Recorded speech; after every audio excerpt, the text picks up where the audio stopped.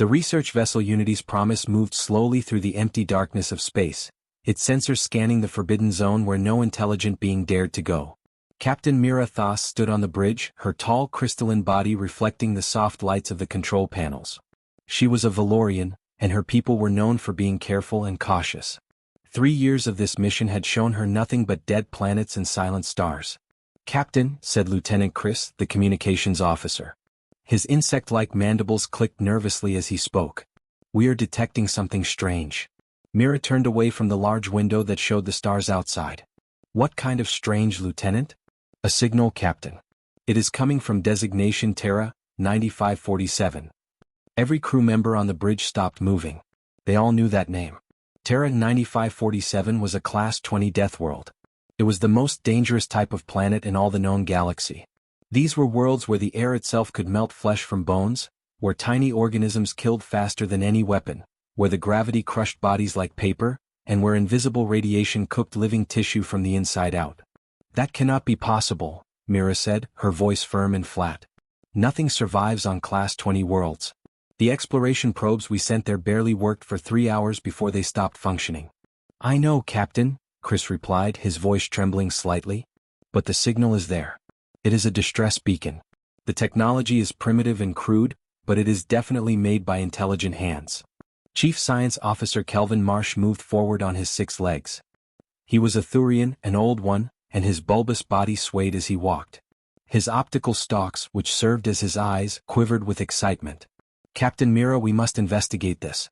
This could be the most important scientific discovery in 1,000 cycles." "Or it could be nothing," Mira argued back. "It might just be a malfunction in one of our broken probes." "Then we go, we confirm it is broken, and we leave," Kelvin pressed on, his voice eager. "But Captain, if there is even the smallest chance that something real is calling from a Class 20 world, we cannot ignore it. The Concordance would never forgive us." Mira looked at the data on her screen. Her species had survived for millions of years by being careful, by not taking unnecessary risks. That was why Valorians made such excellent ship captains. But something about this signal bothered her. Curiosity pulled at her mind like a hook. "Very well," she finally said. "But we keep maximum safe distance. If there is any sign of danger or contamination, we jump to hyperspace immediately. No arguments." The Unity's Promise changed its course, approaching the savage planet very slowly and carefully. Through the massive viewing screen, Terra 9547 looked almost beautiful. Blue oceans swirled beneath white clouds. Green landmasses stretched across the surface. It looked peaceful, even inviting. But the detailed scans told a different story, a story of horror. The gravity on that world was nearly twice the galactic standard, strong enough to crush the bones of most species. The atmosphere was oxygen and nitrogen mixed together in concentrations so high they would burn the respiratory systems of almost every known race. The temperature swung wildly from boiling hot to freezing cold. Storms raged across the surface with winds that could tear apart buildings. "I am detecting life signs," Chris reported, his voice filled with disbelief. "One individual. There is a sheltered structure on the largest landmass." "Impossible," Mira said again, but this time her voice was quieter, less certain. "Deploying observation probe now," Kelvin announced. The main screen filled with images transmitted from the probe as it descended through the violent atmosphere. The crew watched in stunned silence. Below them, massive creatures prowled through dense jungle. These were predators, hunters so large they would dwarf the biggest combat drones the Concordance had ever built. Plants moved with disturbing purpose, their tendrils reaching out as if they were searching for prey. Insects the size of ground vehicles flew through the air on wings that hummed with power. And there, built cleverly into the side of a rocky cliff, was a shelter. It was constructed from salvaged metal panels and local materials. The design was crude but showed clear intelligence and planning. The probe descended lower, its camera focused on the shelter entrance. A figure emerged into the deadly sunlight. The creature was bipedal, standing on 2 legs. It was approximately 1.8 meters tall. Its body was covered in some kind of fabricated material, clearly clothing made by intelligent hands.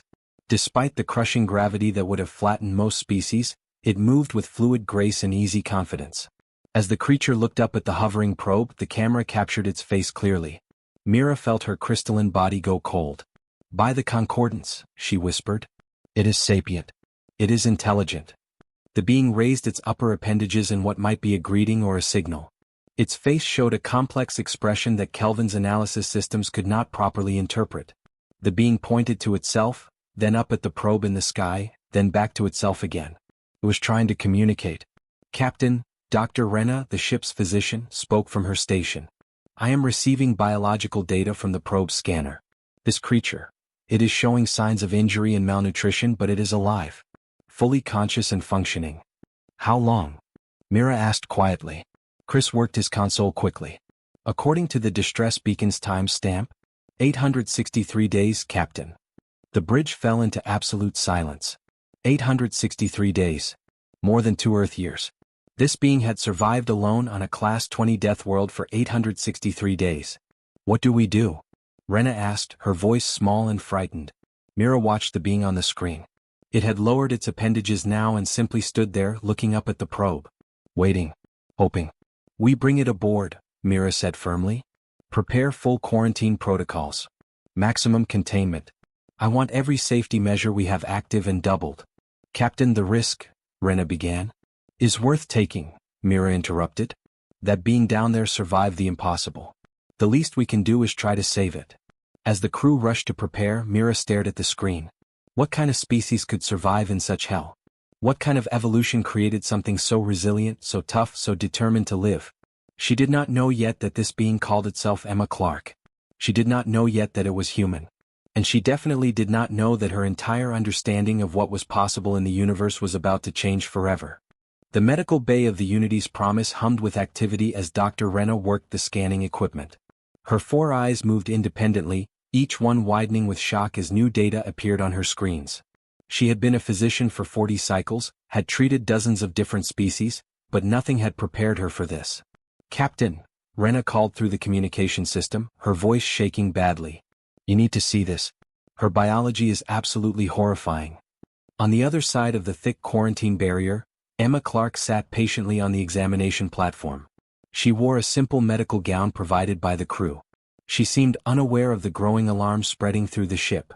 Through the transparent barrier, she could see the medical staff moving around, but she could not hear their frightened conversations. Captain Mira arrived quickly in the medical bay. Report, Doctor. Rena pulled up the scan results on the large display screen. Captain, look at this. Her body shows evidence of dozens of healed fractures. Broken bones that mended themselves. Here and here and here. She pointed to different areas of the skeletal scan. She has scars from what appear to be predator attacks. Deep ones that should have killed her. Chemical burns on her skin from substances that would dissolve our flesh in seconds. And the radiation exposure. How bad? Mira asked quietly. She has absorbed enough radiation to kill me 10 times over. Maybe 20 times. But she is alive and functioning normally. Kelvin shuffled into the medical bay, his 6 legs carrying him quickly to the display. Show me her internal systems. Rena changed the display. This is what truly frightens me. She has what appears to be a backup cardiovascular system. If her primary heart fails, a secondary system can keep her alive. Her white blood cells are incredibly aggressive. They attack foreign organisms like tiny military drones, destroying anything that does not belong. Watch this. She showed a microscopic view of Emma's blood fighting off a test pathogen. The white blood cells swarmed the invader with terrifying efficiency, tearing it apart in seconds. Her bones, Rena continued, her voice getting higher with stress, are incredibly dense. Dense enough to survive impacts that would shatter our ship's hull plating. And her healing factor is beyond anything I have ever documented. She pulled up footage from earlier. During the extraction from Terra 9547, Emma had cut her hand on a sharp piece of metal. The medical camera had recorded what happened next. The wound, which had been bleeding freely, began closing almost immediately. New tissue formed before their eyes, knitting together in minutes what should have taken days or weeks to heal. Where does this being come from? Mira demanded. Kelvin was already searching the database. His optical stalks focused on a screen showing galactic charts. According to the preliminary data we gathered from her distress beacon, a planet called Earth. Let me search for the designation. He worked quietly for a moment, then went very still. Oh no. What is it? Mira asked. Earth. Galactic designation Terra, Prime Sol 3. It is classified as a Class 18 Deathworld. The medical bay went silent except for the soft beeping of monitors. She is from a Deathworld? Rena backed away from the scanner as if Emma might suddenly break through the barrier. Captain, I have been reading the biological analysis. Her species are classified as apex persistence hunters. Do you understand what that means? They chased their prey across vast distances until the prey literally died from exhaustion. They did not need to be faster or stronger. They just never stopped following. Kelvin pulled up more data. And look at this. They regularly consume substances that are toxic to most species. Caffeine, a stimulant that would cause heart failure in Valorians. Capsaicin, a chemical weapon from plants that causes severe pain. Ethanol, which is literally poison. They consume these things for pleasure, Captain. For recreation. Through the quarantine barrier, Emma noticed the crew staring at her with obvious distress. She stood up and walked closer to the transparent wall. Is something wrong? She called out. Her voice came through the communication speaker, sounding concerned. Mira stepped forward carefully. Emma Clark, I have a question. Did you drink the water on Terra 9547? Emma nodded. Yes, after boiling it first. It tasted terrible, really awful, but it kept me alive. Why? The crew members looked at each other in shock. That water had been analyzed. It registered as highly acidic, filled with dissolved minerals and compounds that would have dissolved the internal organs of every species on the ship. You just drank it? Kelvin asked weakly. Well, yes, Emma said, looking confused. What else was I supposed to do? I needed water to survive. Rena pulled up another file. The food. Please tell me you did not eat the local vegetation. Emma's face showed embarrassment. I had to. My supplies from the crash ran out after 3 weeks. I tested the plants carefully. The ones that only made me sick for a few days, I figured those were probably the safest to eat regularly. Only a few days, Kelvin repeated in a whisper. Only a few days of being poisoned. Lieutenant Chris entered the medical bay carrying a data tablet. Captain, I have reviewed the survival logs from Emma's personal recorder that we retrieved. You need to see this. He played the recordings on the main screen. The crew watched in stunned horror as the logs showed Emma's survival on Terra 9547. They saw her fighting off predators with sharpened metal. They watched her build weapons from salvaged materials and local resources. They saw her create fire using primitive friction methods. They witnessed her construct elaborate traps to catch animals for food. One log entry, dated day 45, showed Emma hunting a creature that was easily 3 times her size and mass. She did not fight it directly. Instead, she followed it for hours, tracking it through the jungle. She waited until it stopped to rest, then attacked with a crude spear made from metal and stone. The fight was brutal and long. The creature was stronger, but Emma was smarter and more patient. Eventually, the creature fell. She hunted them, Blake Trent, the security officer, said from the doorway. He had been watching silently. She did not just defend herself. She actively hunted the predators. For food. Emma saw their expressions through the barrier. She looked down at her hands, then back up at them. I did what I had to do to survive. I am sorry if that frightens you. Mira stared at this small being on the other side of the quarantine glass. Emma Clark stood only 1.8 meters tall. She looked fragile compared to many species in the concordance. Her skin was soft, not armored. She had no natural weapons like claws or fangs. She seemed delicate. But the data told a different story. This was a being forged in the hell of a death world, shaped by millions of years of evolution in an environment that killed everything weak. She was a survivor, a hunter, a creature of impossible resilience. What are you? Mira whispered, not meaning for Emma to hear. But Emma heard through the communication system. She smiled sadly. I am just human, Captain. Just a regular human trying to get home. The crew looked at each other with fear and wonder. If Emma Clark was just a regular human, what would an extraordinary one be capable of? And if humans came from a Class 18 death world, what would happen when more of them reached the stars? The galaxy, Mira realized with growing dread and fascination, was about to change forever. The extraction shuttle descended through the violent atmosphere of Terra 9547 once again. Security Officer Blake Trent gripped his plasma rifle tightly as the small craft shook and rattled. He had 4 security team members with him, all experienced and well-trained. They were going back to Emma's shelter to collect her belongings and salvaged equipment. Why are we doing this again? Asked one of the security officers, a young Kthari named Reed. Because Emma insists there is irreplaceable data in that shelter, Blake explained. Information about Earth, her species, their history and location. The Concordance Council wants it. What Blake did not mention was that Emma had wanted to come herself. Captain Mira had absolutely refused. Emma was still in quarantine, still technically a contamination risk. But Emma was guiding them now through the communication system, describing the terrain and the safest paths to take. When you land, move quickly to the cliff face, Emma's voice crackled through their helmet speakers. Stay close to the rocks. The open ground attracts predators. The shuttle touched down roughly. Blake and his team emerged into the hellish environment of the Deathworld. Even through their protective suits, they could feel the crushing gravity pulling at their bodies. The air temperature readings showed dangerous extremes. In the distance, strange sounds echoed through the jungle, calls and roars from creatures they could not see. This place is nightmare, Reed muttered. They moved toward the shelter, weapons ready. Blake marveled at the construction as they approached.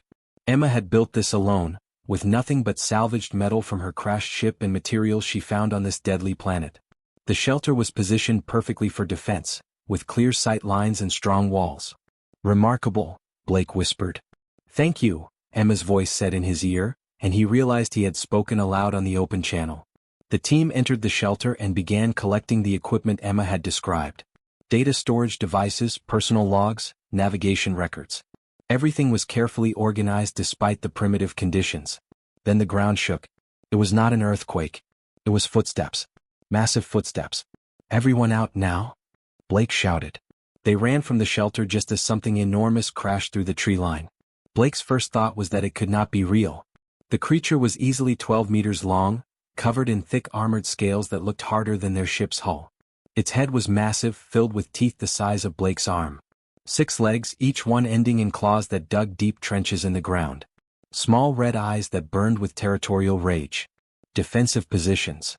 Blake ordered, his voice steady despite his terror. The security team spread out and opened fire. Plasma bolts struck the creature's armored hide, creating bright flashes. But when the light faded, the creature's scales were barely scorched. Their weapons, designed to stop sapient threats and even pierce light vehicle armor, were doing almost nothing. The creature roared, a sound so loud it hurt even through their helmet protection. It charged directly at them. Fall back to the shuttle. Blake screamed. They ran, but the creature was faster than something that large had any right to be. It would reach them in seconds. They were all going to die on this horrible planet. Mira, get me down there right now. Emma's voice suddenly cut through the communication channel, sharp and commanding. Absolutely not, Captain Myra's reply began. Now. Emma shouted with such force and authority that it shocked everyone. Those are my people down there. Get me planetside now or I swear I will find a way down myself. Blake heard the argument continue for 3 more seconds, then heard Captain Mira give the order. A second shuttle dropped from orbit with emergency speed, landing hard nearby. Emma emerged from the shuttle before it fully stopped moving. She had convinced someone to give her a plasma cutter, a tool used for repairs, not a weapon. And she ran directly toward the massive creature. What is she doing? Reed screamed. She is going to die. But Emma did not run in a straight line. She moved in a pattern, zigzagging, watching the creature's movements carefully. Blake realized with shock that she was studying it, learning how it attacked even as she approached. The creature saw her and changed targets, turning its massive bulk toward this small new threat. It lunged with terrifying speed. Emma dropped and rolled beneath its body, the plasma cutter flashing as she sliced at its unarmored underside. Dark blood sprayed across the ground. The creature roared in pain and spun around, but Emma was already moving. She was faster in this gravity than any of them, her Deathworld body perfectly adapted to the crushing weight. She ran, stopped suddenly, changed direction, always staying just ahead of the snapping jaws and slashing claws. Blake and his team stood frozen, watching something impossible. This human, this being who barely reached 2 meters tall and weighed perhaps 70 kilograms, was fighting a creature that outweighed her by 50 times. And she was winning. Emma targeted the joints in its legs, the soft tissue around its eyes, the gaps in its armored scales. She was not stronger than the creature, but she was smarter. She understood anatomy and weakness. She knew where to cut. The creature caught her once with a glancing blow from its tail. Emma flew through the air and hit the ground hard. Blake heard bones breaking even from 20 meters away. She tumbled and lay still. No. Blake started running toward her. But Emma moved. She pushed herself up slowly, her face twisted with pain but also with determination. She picked up the plasma cutter that had fallen from her hand. And she attacked again. The fight lasted 7 brutal minutes. 7 minutes of the human dancing with death, cutting and slashing, bleeding and hurting but never stopping. Finally, the massive creature collapsed, its dark blood pooling beneath its body. It shuddered once, then went still. Emma limped back toward the security team, breathing hard. Her suit was torn, showing injuries beneath. But she was grinning, actually smiling like she had just completed a difficult training exercise rather than fought for her life against a monster. "Sorry about that," she said, her voice strained with pain. "They get really territorial during breeding season. Should have warned you." Blake stared at her. Then he looked at his security team. 4 trained officers, equipped with advanced weapons, wearing protective armor. They had been paralyzed with fear, completely useless. One human with a repair tool had just killed an apex predator from a Class 20 Deathworld. "What are you?" Blake whispered, the same question Captain Mira had asked. Emma's grin faded. Her expression became something sad and tired. "I am just someone who wanted to survive, Blake. Just someone who refused to die alone on this planet." She swayed slightly, and Blake rushed forward to catch her before she fell. Through the torn suit he could see her injuries. Broken ribs, a fractured arm, deep bruising across her entire side. Injuries that would have killed most beings instantly. But as he helped her toward the shuttle, he could already see her wounds beginning to heal. That impossible human healing factor working to repair the damage. As they lifted off from Terra 9547, Blake looked back at the dead creature, then at Emma sitting quietly in the shuttle, her eyes closed with exhaustion. The galaxy had no idea what was coming. Humans were not just survivors. They were hunters, warriors, beings who refused to give up no matter the odds. And Emma Clark had just shown them all exactly how dangerous a human could be. Emma sat in the medical quarantine section during the long journey to Waystation Terminus. The trip would take 6 weeks through hyperspace, and she remained isolated behind the transparent barrier. Dr. Rena worked on her injuries with a mixture of fear and fascination. 3 broken ribs, fractured wrist, severe bruising across 70% of her torso, Rena reported to Captain Mira. These injuries should take months to heal, even with our best medicine. But 8 days later, Emma's bones were completely mended. The bruising had vanished. Her skin showed no sign of the terrible damage she had suffered. Rena scanned her again and again, unable to believe the results. "Impossible," the doctor muttered, staring at the perfectly healed skeletal structure on her screen. Yet something began to change aboard the Unity's Promise. The crew had witnessed Emma's strength and her terrifying ability to fight. But they needed to see something more. They needed to see her humanity, her soul beneath the dangerous biology. Kelvin started the change. The old Thurian scientist began visiting the quarantine area every day, bringing his data tablets and curiosity. "Tell me about Earth," he asked on the first visit. Emma's face transformed. Her eyes, which had been tired and sad, suddenly lit up with warmth. She spoke about her homeworld with love in her voice. She described oceans that stretched beyond sight, mountains that touched the clouds, forests filled with life and beauty. She talked about cities where millions of humans lived together, about art and music and literature. "We have this thing called symphony," Emma explained, her hands moving expressively. "Hundreds of musicians playing instruments together, creating sounds so beautiful they make you cry." Kelvin listened with all his attention. "Will you teach me a human song?" Emma laughed, a sound the crew had not heard from her before. It was warm and genuine. She sang a simple melody, something she said children on Earth learned. Kelvin tried to repeat it, but his vocal structure could not quite match the notes. The sounds he made were terrible, completely wrong. Emma laughed harder, but it was not cruel laughter. It was the laughter of friendship. And Kelvin found himself making the Thurian equivalent of laughter too. Lieutenant Chris began bringing Emma access to the ship's entertainment database. Emma shared human films with him, explaining the emotions and stories. They watched together through the barrier, Emma describing why characters made certain choices, what the emotions meant. "This one is called joy," Emma said, pointing to an actor's expression. "And this is sorrow. This is love." Chris studied the faces carefully. Human expressions were complex, but Emma patiently taught him to read them. Slowly, the crew began to see past the terrifying biology. They saw a person who missed her home, who loved beauty, who valued friendship. Then disaster struck in the 4th week of the journey. An uncharted debris field appeared suddenly in their path. The Unity's Promise tried to avoid it, but chunks of ancient satellite wreckage tore through their port deflector shield. Alarms screamed throughout the ship. "We need external repairs immediately," Chief Engineer Harris reported from the engine room, his voice urgent. "The radiation is pouring through the breach. Our systems are failing." Captain Mira arrived on the bridge quickly. "Can your team make the repairs?" Harris checked his readings and went pale. Captain, the radiation levels outside are extreme. Even with our best protective suits, my engineering team would not survive more than 10 minutes. The repairs need at least 30 minutes of work. Then we abandon ship, Mira said quietly. Prepare the escape pods. Wait. Emma's voice came through the communication system. Let me do the repairs.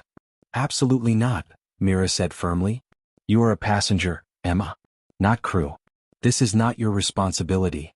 Your crew will die if they go out there, Emma argued. But I can withstand much higher radiation than any of you. Dr. Renna's scans proved that. I have already survived radiation that would kill your people 20 times over. Please let me help. I want to help. Mira looked at Dr. Renna, who had come to the bridge. The physician checked her medical data, her 4 eyes moving rapidly across the information. Her cellular regeneration is extraordinary, Renna said slowly. She might actually survive exposure that would kill us in minutes. But Captain, the risk to her is mine to take, Emma interrupted. You saved me from dying alone on Terra, 9547. You gave me hope again. This crew has been kind to me even though I frighten you. Please let me protect you now. Mira made the hardest decision of her career. Give her the repair instructions. They equipped Emma with tools and detailed procedures. Blake suited her up in the best radiation protection they had, though everyone knew it would not be enough. Then they opened the airlock and sent her into the radiation storm. The crew gathered around monitors, watching Emma work in the deadly environment. Radiation counters showed levels climbing higher and higher. Her body was absorbing doses that should have killed her within minutes. 15 minutes passed. Emma's movements became slower, more difficult. 20 minutes. She dropped a tool and took precious seconds to retrieve it. 30 minutes. Her hands shook as she completed the final connection. Deflector restored. Emma's voice came through weak and strained. Bringing me back inside now. They pulled her from the airlock and Emma collapsed immediately. Her skin showed severe radiation burns. Her eyes could barely focus. Dr. Renna rushed her to medical, expecting the worst, preparing herself to watch this brave human die. But Emma's body fought back with that impossible resilience. Her cellular structure attacked the radiation damage, repairing cells almost as fast as they died. Within hours she was stable. Within days she was recovering. Within 2 weeks she was completely healed again. Blake visited her in the medical bay as she recovered. He sat outside the quarantine barrier, just keeping her company. You saved us all, he said quietly. Emma smiled at him, that warm human expression that the crew had learned to recognize. You saved me first, Blake.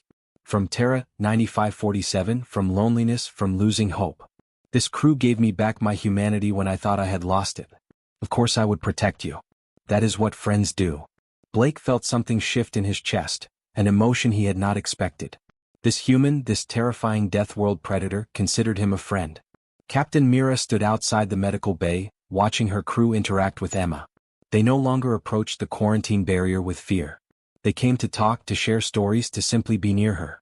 Kelvin brought his research to discuss. Chris shared new entertainment files. Even Dr. Renna sat with Emma during lonely night shifts, both of them talking quietly about their lives. She is extraordinary, Kelvin said, standing beside Mira. Mira shook her head slowly. No, Kelvin. She is not extraordinary. She is just human, just a regular member of her species. And I think that is what makes this so profound. We were not the ones who needed saving from a death world. We needed saving from our own fear and prejudice. Emma taught us that different does not mean evil. Dangerous does not mean enemy. Kelvin's optical stalks focused on Emma, who was laughing at something Chris had said. When we reach Waystation Terminus, the Concordance will want to study her, possibly imprison her. Then we will fight for her, Mira said firmly. She is crew now. And we protect our own. Waystation Terminus exploded with activity the moment the Unity's Promise docked at the massive station. News of Emma Clark, the human survivor from a Class 20 death world, had spread across the entire Galactic Concordance like wildfire. Millions of beings watched the news broadcasts, arguing about what should be done with this dangerous creature. Emma stood in her quarantine chamber while outside, Concordance officials debated her fate. She could see them through the transparent walls, dozens of different species all talking at once, gesturing wildly with appendages and limbs of every shape. Some officials demanded she be taken to research facilities for study.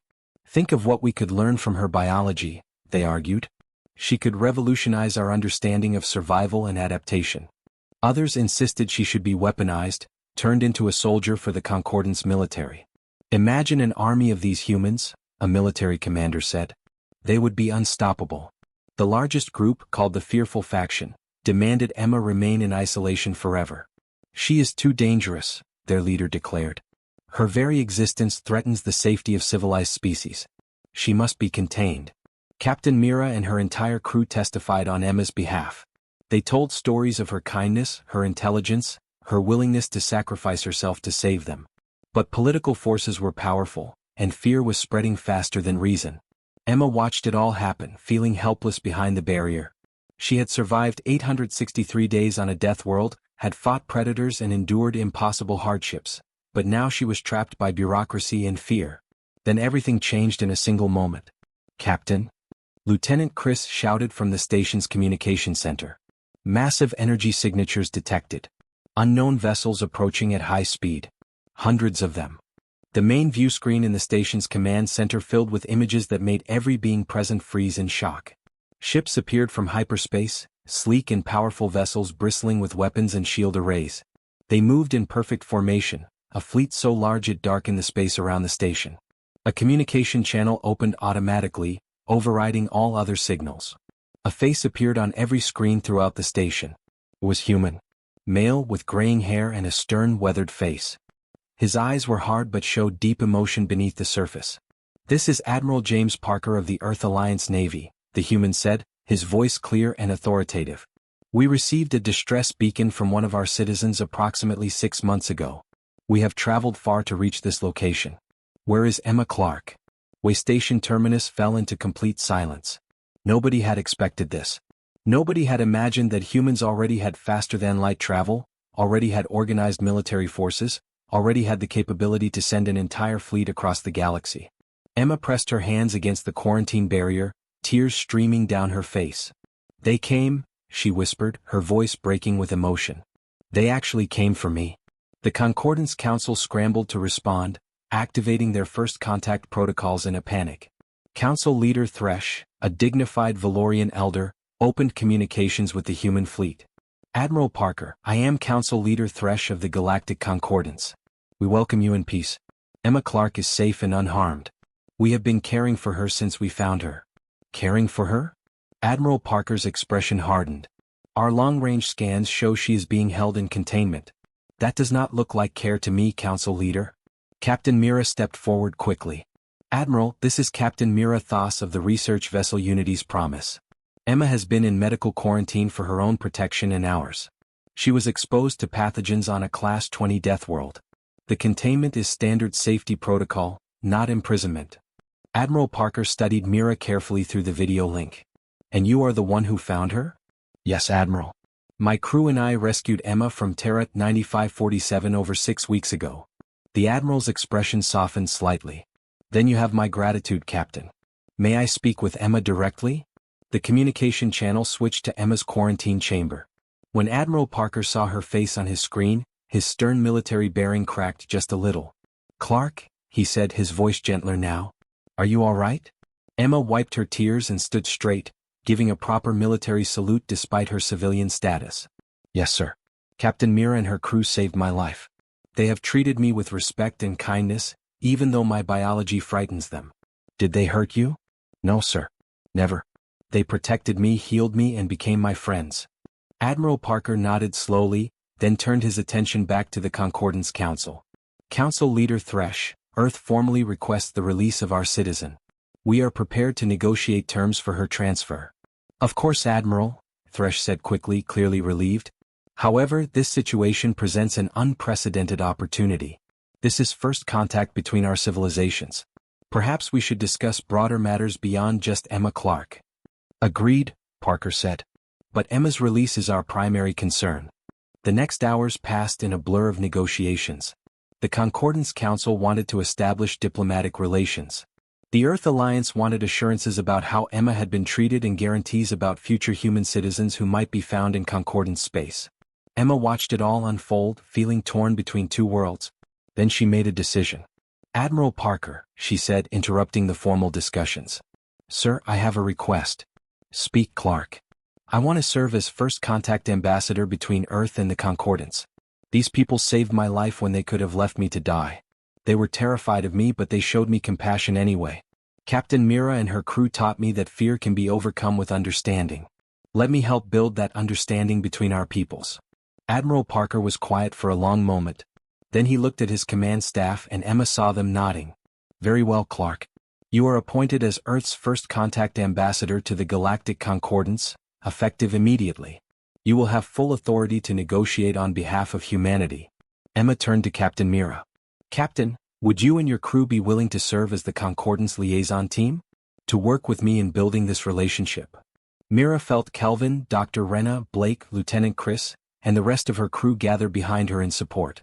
After everything they had experienced together, after all they had learned, there was only one answer. "It would be our greatest honor, Ambassador Clark." The official release happened within hours. Emma walked out of quarantine for the first time in weeks, breathing unfiltered air. Admiral Parker met her in person at the docking bay, along with a contingent of human officers. But before Emma went to them, she turned back to the crew of the Unity's Promise. She hugged Kelvin carefully, mindful of his delicate structure. She embraced Dr. Renna, Blake, Chris, and finally Captain Mira. "Thank you," Emma whispered, "for seeing me as a person, not just a monster." "Thank you," Mira replied, "for teaching us that the universe is bigger and more wonderful than we imagined." Emma stood in the docking bay between two groups. On one side, the human fleet officers, her own species, her own people. On the other side, the crew of the Unity's Promise, aliens who had become her family. The galaxy had just changed forever. Humanity, the species from a Class 18 Deathworld, had joined the cosmic community. And Emma Clark, the woman who survived the impossible, would be the bridge between civilizations. She was no longer alone, no longer just a survivor. She had a purpose now, a mission greater than simple survival. As both groups came together, human and alien standing side by side for the first time in history, Emma smiled. The real work was just beginning. There would be misunderstandings, conflicts, fears to overcome. But if a frightened Valorian captain and a desperate human survivor could become friends, then maybe two entire civilizations could learn to understand each other too. The dangerous human from the Death World had found her place in the universe at last.